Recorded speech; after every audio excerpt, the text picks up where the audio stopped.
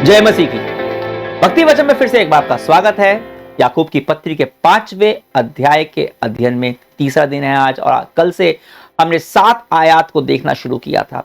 कल हमने 7 से 9 तक देखा और हमने बात की थी धीरज उत्पन्न करने के बारे में, जिसको आज हम जारी रखेंगे। आज कल हमने 2 बातें देखी थी जो हमारे धीरज उत्पन्न करने में सहायक होती हैं। एक तो कि धीरज एक फल है और उसकी जड़ है परमेश्वर की सच्चाई। सच्चाई यह है कि यीशु जल्दी वापस आने वाला है, और दूसरा हम इस लिए धीरज धर सकते हैं क्योंकि हम जानते हैं कोई भी परिस्थिति हो, परमेश्वर हमारी परवाह करता है। हमने शिकायत न करने के बारे में भी चर्चा की थी और कहा था कि अगर हमें शिकायत करने से बचना है, क्योंकि शिकायत करना कुछ नहीं है, बस धीरज खो देने का ही एक नमूना है। तो अगर हमें शिकायत करने से बचना है तो हमारे दिल में हमेशा और मुंह में हमेशा कृतज्ञता और प्रशंसा होनी चाहिए। आज याकूब यहाँ पे अध्याय 5 के 7 से 12 में 3 उदाहरण देता है, और ये तीनों उदाहरण हमें धीरज के बारे में सिखाते हैं। आज हम देखेंगे कि याकूब धीरज के बारे में उदाहरणों से क्या सिखाता है। अगर हमें धीरज के साथ जीना है तो हमें धीरज को देखना भी तो पड़ेगा कि धीरज दिखता कैसा है। धीरज एक ऐसा गुण है जो हम देख सकर सीख सकते हैं। पहला उदाहरण याकूब देता है किसान के धीरज का। 7 आयत में सुनिए। भाई और बहनों, प्रभु के आगमन तक धैर्य रखिए। किसान को देखिए जो खेत की कीमती फसल की बाट जोता है, उसे शरतकालीन और वसंतकालीन वर्षा के आने तक धैर्य रखना पड़ता है। जब बात आती है धैर्य की, धीरज की, तो हम किसान से क्या सीखते हैं? क्या है वो एक पाठ जो मैं किसान से सीख सकता हूं? मुझे लगता है कि वह यह है कि परमेश्वर नियंत्रण में है। परमेश्वर नियंत्रण में है। स्वीकार कीजिए कि आखिरी नियंत्रण परमेश्वर के पास है। किसान को स्वीकार करता है कि वह यह तय नहीं कर सकता कि बारिश कब आएगी, मौसम की उन स्थितियों के बारे में वो कुछ नहीं कर सकता। आज हमारे पास बहुत ही उन्नत तकनीक है, पर फिर भी मौसम के ऊपर या बीज कब फसल बनेगा इसके ऊपर मनुष्य का कोई भी नियंत्रण नहीं है, और यह हमें अपने रोज के जीवन में स्वीकारना पड़ेगा। जब हम इस बात को स्वीकारते हैं तो हम इस अपेक्षा को छोड़ सकते हैं कि सब कुछ हमारे हिसाब से होगा। आपने ध्यान ही दिया हुआ कि आपका दिन आपकी योजना के हिसाब से नहीं चलता। तो जब यह स्वीकारते हैं कि आपके आखिरी नियंत्रण हमारा नहीं परमेश्वर का है, तो हम लोगों को अपने हिसाब से चलाने की कोशिश छोड़ देते हैं। हम परिस्थितियों को अपने हिसाब से बनाने की कोशिश छोड़ देते हैं। और मैं कैसे इस बात को स्वीकार कर सकता हूं कि नियंत्रण मेरा नहीं है? इस बात को समझकर, स्वीकार कर कि आखिरी नियंत्रण परमेश्वर का है, और मैं इस सच्चाई पर भरोसा करता हूं। नियंत्रण परमेश्वर के हाथ में और परमेश्वर मेरे पक्ष में है। किसान मुझे यही सिखाता है। दूसरा उदाहरण याकूब देता है 10 और 11 आयत में, नबियों का उदाहरण, भविष्यवक्ताओं का उदाहरण। भाई और बहनों, जो नबी प्रभु के नाम पर बोले हैं उन्हें सहिष्णुता तथा धैर्य का अपना आदर्श समझ लीजिए। हमें उन्हें धन्य समझते हैं जो दृढ़ बने रहे। आप पुराने नियम में प्रभु के नाम से बोलने वाले नबियों के बारे में पढ़िए। वे लोग इजराइल देश को चेतावनी देते, सावधान करते, परमेश्वर की सच्चाई को समझाते, और वे लोग उन लोगों से बात कर रहे थे जो लोग परमेश्वर की सच्चाई को सुनना भी नहीं चाहते थे, और उन नबियों को अस्वीकार करते, उनका तिरस्कार करते, उनके साथ मारपीट करते, यहां तक मार डालने का षड्यंत्र रखते। अब यिर्मयाह नबी का उदाहरण ले लीजिए। मैं उन लोगों को सावधान करने की कोशिश कर रहा था जो लोग उसे मारने की कोशिश कर रहे थे। उन्होंने उसे एक कुएं में डाल दिया इस आशा के साथ कि वह मर जाएगा।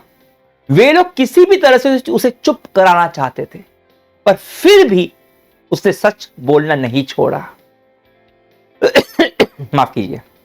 वे लोग उन लोगों को परमेश्वर के न्याय के बारे में चेतावनी देते थे जिनका मन परमेश्वर की बातों से बहुत दूर था। सारे उत्पीड़न के बीच भी वे धैर्य और दृढ़ता के साथ परमेश्वर का वचन बोलते रहे। कैसे वे लोग धीरज रख पाए? क्योंकि वे लोग जानते थे कि परमेश्वर विश्वास योग्य है। याकूब कहता है कि उन लोगों को अपना आदर्श समझ लो। जो शब्द याकूब ने यूनानी भाषा में यहां इस्तेमाल किया है उसका आशय होता है नकल उतारना।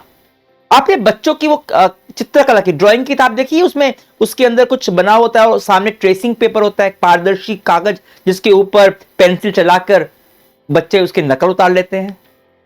इस तरह से नकल करते करते वो लोग सीख जाते हैं। याकूब हमें भी नबियों के जीवन से उनका धीरज और दृढ़ता नकल करने के लिए प्रोत्साहित कर रहा है। अब यहां 10 आयत में लिखा है उन लोगों की सहिष्णुता के बारे में। सहिष्णुता होता है बर्दाश्त करने की हिम्मत।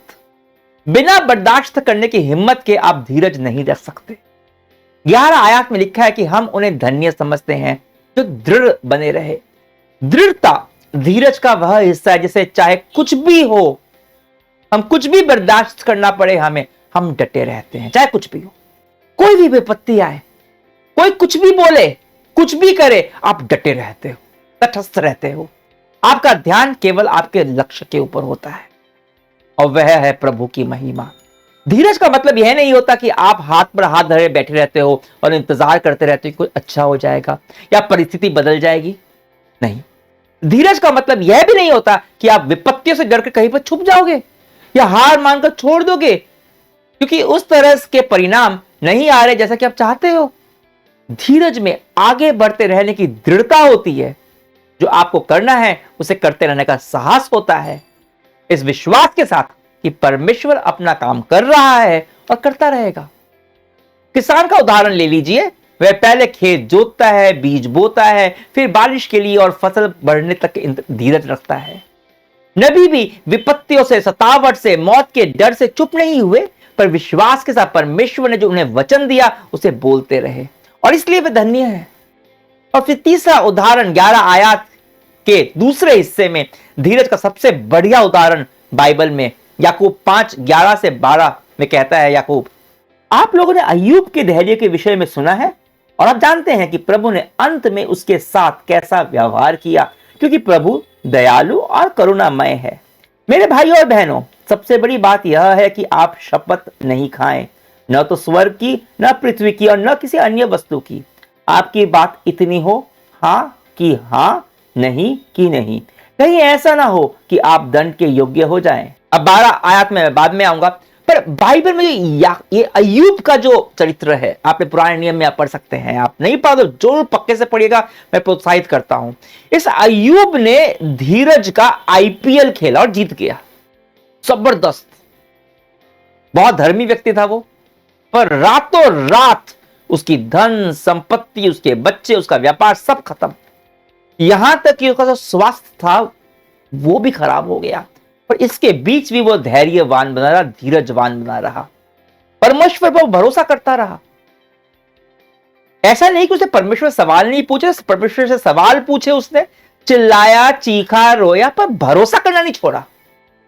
उसने परमेश्वर से सवाल पूछे कि मेरे साथ ऐसा क्यों हुआ, ऐसा क्यों किया मेरे साथ, पर फिर भी उसका भरोसा परमेश्वर के ऊपर था। उसने परमेश्वर का अभिशाप नहीं दिया।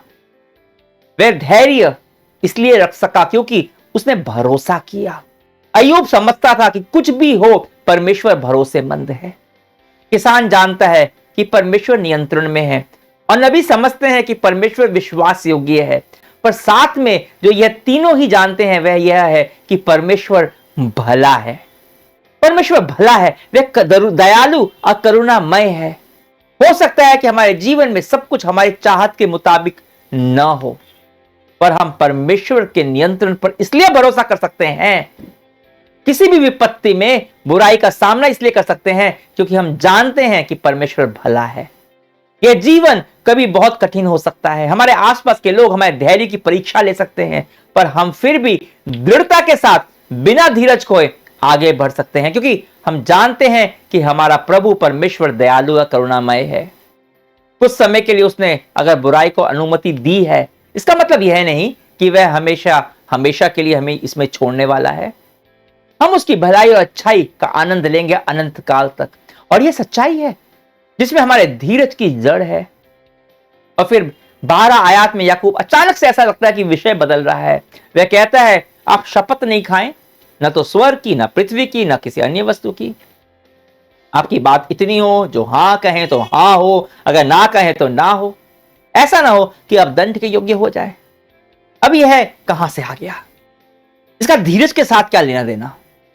याकूब शपथ खाने को ना कर रहा है। शपथ खाना क्या है?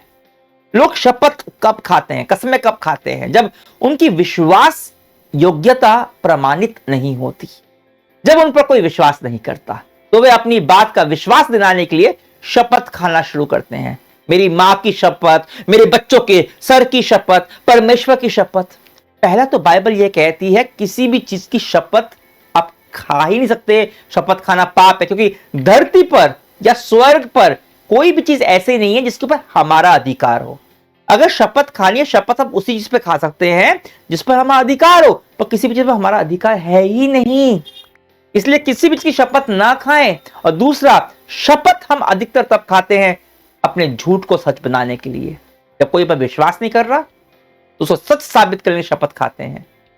देखिए, जब झूठ कब बोलते हैं, गलत कब बोलते हैं, धोखा कब देते हैं?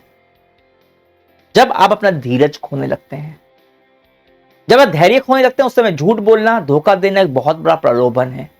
आप एक विपत्ति में फंसते हैं और उसके अंदर उस विपत्ति में आप झूठ बोलना शुरू करते हैं। क्यों? क्योंकि आप परमेश्वर पर भरोसा नहीं रख पाते, आप धीरज नहीं रख पाते। आपने देखा है कि आप जब धीरज नहीं रख पाते तो कुछ किसी भी परिस्थिति के अंदर और उससे आप निकलना चाहते हैं तो आप झूठ बोलना शुरू करते हैं, कसमें खाना शुरू करते हैं। याकूब याद दिला रहा है कि शपथ मत खाओ, झूठ मत बोलो परमेश्वर के नाम से, बच्चों के नाम से, माँ बाप के नाम से, किसी भी अपने सर के नाम से भी। आपके जीवन में परमेश्वर की भलाई देखने के लिए आपको झूठ बोलने की, शपथ खाने की कोई जरूरत नहीं है। वो आपके जीवन में आपके लिए सबसे उत्तम कर रहा है, चाहे वे आपको अच्छा लगे या ना लगे, समझ आए या ना आए। परमेश्वर आपके लिए सबसे उत्तम कर रहा है और आप उस पर भरोसा कर सकते हो। तो जब हम धीरज के ऊपर यह 2 दिन जो हमने बिताए हैं उसके बारे में बात जब आपको प्रोत्साहित करना चाहूंगा, एक आसान पर बहुत साहसी प्रार्थना करने के लिए। प्रार्थना क्या है? हे परमेश्वर, मुझे धैर्य दे, सहनशीलता दे और दृढ़ता दे। यही है प्रार्थना, साहसी प्रार्थना। क्यों? क्योंकि परमेश्वर इस प्रार्थना का उत्तर आपको अलग तरह से देता है। अगर आप कोई वरदान मांगते हैं, दान मांगते हैं पवित्र आत्मा का, तो वो आपको ऐसे ही दे देता है। पर जब भी आप एक आत्मा का फल मांगते हैं, जैसे आपने धीरज मांगा, धैर्य मांगा, तो परमेश्वर आपको ऐसी परिस्थितियों से गुजरने देगा, ऐसे लोगों से मिलवाएगा जो आपके धीरज की बार बार परीक्षा लेंगे। क्योंकि परीक्षा के मध्य ही, विपत्तियों के मध्य ही धीरज बढ़ता है। आपको याद होगा इस किताब के शुरू में ही पहले अध्याय में हमने देखा था कि धीरज ही है, विपत्तियों में क्या होता है? धीरज बढ़ता है। धीरज क्या है? वो हमें सिद्ध बनाता है।